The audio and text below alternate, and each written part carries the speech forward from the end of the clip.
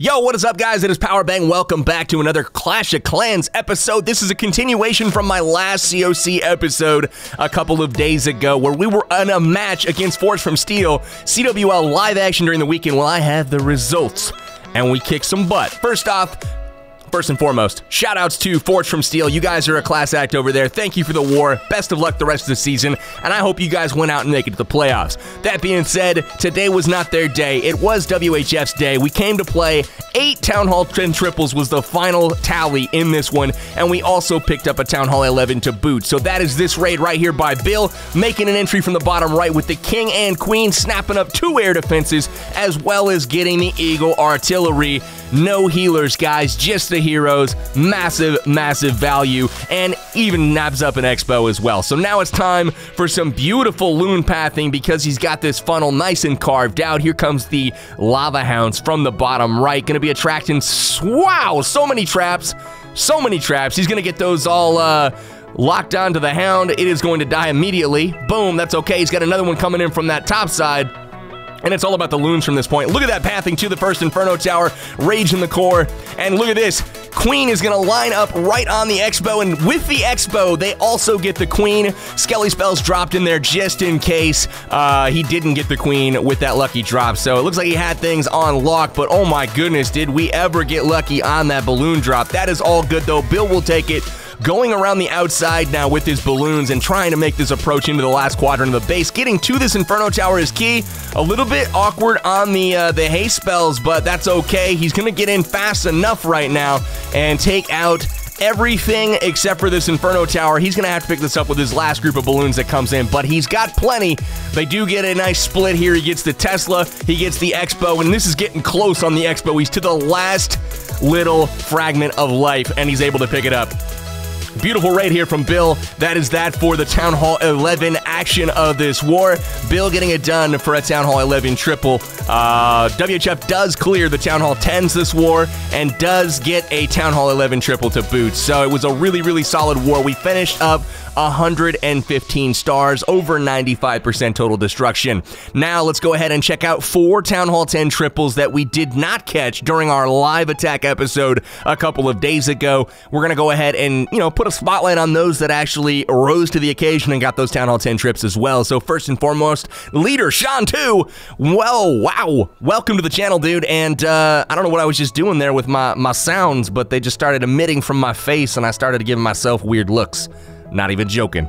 Anyways, we got the King, late ability used here. The Queen actually is going to take out this cannon. And the reason for the late ability, guys, with that King is not basically to save his life as long as possible. It's to provide tanking as long as possible for the Queen, who is right behind him. He uses the ability too early to maximize the ability.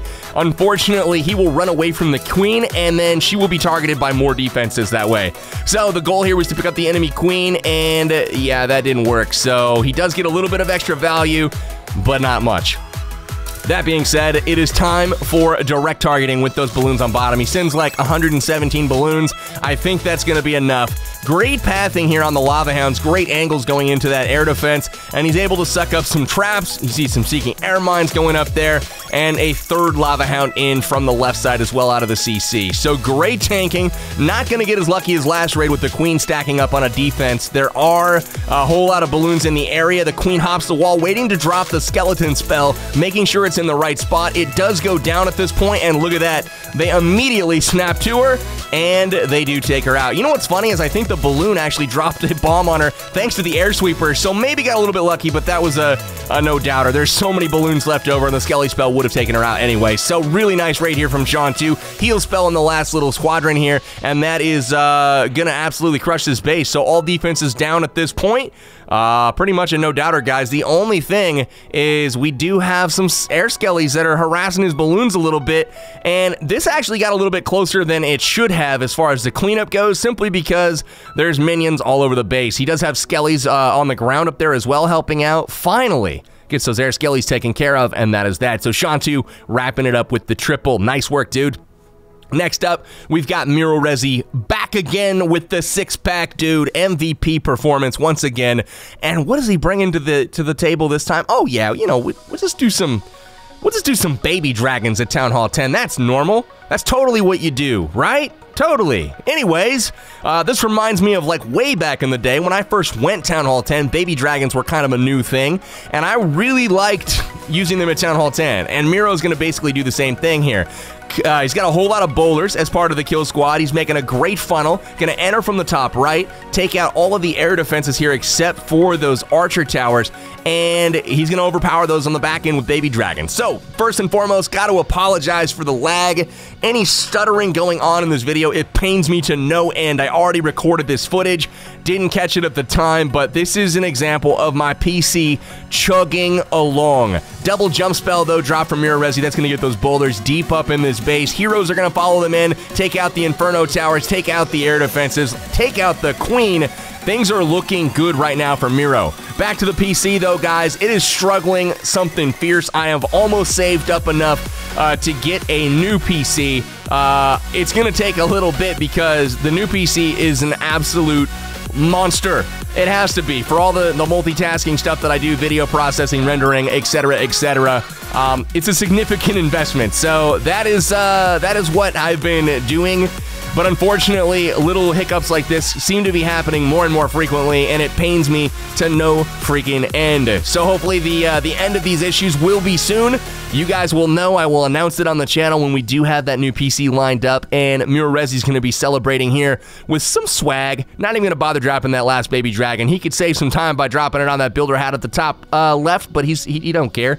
He drops it from the right so it can fly in celebration across the map. Somehow the Queen lives.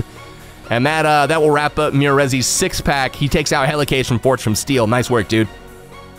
All right, next up, we've got Red taking out Turbo from ForgedFromSteel. Really liked this attack, and unfortunately, it is a little bit glitchy as well. I believe we're back to normal next raid, but I didn't want to exclude the raid just because my man Red deserves a little bit of recognition for being an absolute beast with Suilalo. So a whole bunch of point defense on the bottom right here, all kinds of archer towers, Teslas, the whole works, and he's going to drop in these heroes to take care of business, gets a whole lot of value, and he's going to be trying to shape the base for a future loon deployment. Suilalo is kind of like the best, one of the best strategies. I don't want to say the best, but I mean, I think it's probably the best Town Hall 10 3-star strategy, and Red is an absolute master of it. So he gets a whole lot of value here from his hero kill squad. It is time for the loons at this point. Here they come from that, I believe the right side. They're going to come in here in just a moment. No, the left side. That's right. You can go either counterclockwise or counterclockwise or clockwise. That's the other direction. But here we go. Clockwise around this base. He's dropping in these loons. Look at the pathing that he secures straight to the Inferno Tower. Those trailing balloons in the haste. Get right in there. Take it out. Boom. Skelly spell is down at this point, getting the Queen taken care of and working on the King as well, just outside of the range of the Infernos. Only question right now is, can he have enough steam to get to the Expos on the backside once the Inferno Towers are taken down? He's got the heal, he's got the rage. Here comes the rage. We've got to get that heal down right around the time the balloons are getting to the Inferno Tower and to the Wizard Tower. So there it is. Now everything's kind of healing up. No more haste or rage left over, but luckily these balloons are going to catch a little bit of the rage. Hurry up over there, and they get to the Expos as the sweeper goes down. He doesn't have anything for the backside to distract the Wizard Tower, so it gets perilously close. I see no HP left in those balloons. Holy cow, that was a crazy close raid. But he did have the cleanup to get it done. Those so many minions and pups. That is a beautiful attack. So, next up, we do have some lower level Town Hall 10 action. Somebody that's kind of a recent call up from the Town Hall 9 ranks. We didn't include him in last episode, even though he had dropped the 3-star already. We've got Enigmatic taking on Ash from ForgedFromSteel, and he's bringing the miners. So you're going to see a giant hog entry from the left, get a CC lure, take out some defenses. This defense going down is pretty key because it breaks off the eventual funnel where the miners are going to stay inside of the base. Next up, we've got a Queen coming from the top of the base, clearing out some trash up there, and she's going to be taking out the CC, making sure that the Golem doesn't attract the miners and blow up on them. That is about the worst CC possible for miners. Golem and or Valks are pretty devastating for the miner attacks. So the Queen's going to be locked on, poison spell down. You're probably going to see a King come in from the right side here with some wizards backing him up. And he's going to do the typical flank the base with heroes on both sides, and then the miners can come right down the middle from that upper right side. It looks like they've got beautiful pathing into the Inferno Tower as well. We'll have to wait and see how that goes in just a moment. King goes down, locked onto the Builder Hut at this point, and he starts cruising down the side of the map. So Wizards come in, they are backing him up, and you're going to see them kind of flank down the side of the base here. Miners already coming in. Queen is locked down to the Dark Storage and going to drive those miners inward, and she will help clean up the Archer Tower up there at 12 o'clock. So things looking really good right now. Heal spell should come down here on the Inferno Tower in just a moment. There it is. Miners are all good in that. A second heal is there to kind of keep everything healed up to full, and a poison to take out those pesky skeletons as soon as possible. So now everything's in the middle, and check out the Queen up there on the top. She is just taking out all of these buildings, not only tanking for the miners, but also taking them out so the miners stay in the core and go straight towards that backside Inferno. He does have a rage spell to help him get through the Queen and through those high density cores with the expos and whatnot. He gets to the backside. Now you're going to see the bomb go off. Another heal spell will come down, shading towards the Wizard Tower side on bottom, and that's where all of his miners congregate to kind of get through this base and go through the rest of it. We know now everything is healed up to full. It's obvious this is going to be a triple. Enigmatic getting it done on this base, and the miners will have the last laugh. He still has his Queen alive coming in from the top, has not used the ability yet. I know I get a lot of requests on the channel for lower hero levels, not maxed out stuff, and here it is, hitting an equally not maxed out base. That's kind of how you're supposed to do it, guys. So if I hear comments like, oh my god, it's not a max base, no kidding. You don't have low guys hit max bases. That's just not the way things work. That being said, Enigmatic smashes it, capping off an 8 Town Hall 10 triple performance from WHF, and even picking up the Town Hall 11 triple. Very proud of my guys and their efforts this weekend. Again, best of luck to Forged from Steel. You guys are class act over there. That being said, guys, that's going to wrap this week's episode of CWL War Recap. Hopefully you enjoyed it. Smack a like on it if you did, and if you're new here, sub to the channel, even though there might be some technical issues here and there. All right, guys, I'm out of here. Peace out.